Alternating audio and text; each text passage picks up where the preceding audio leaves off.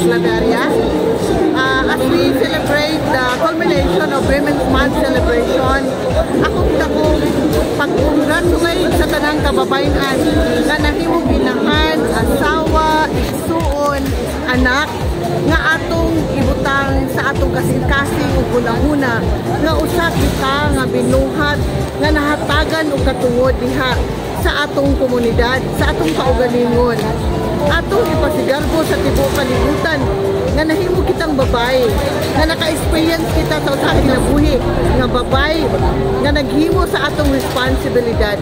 Dili kinahanglan nga magikumpit kita sa mga lalaki tungod kay sa pagkakaroon equal na ang katungod, ang trabaho, ang kahibalo, function, responsibility sa babae ug lalaki.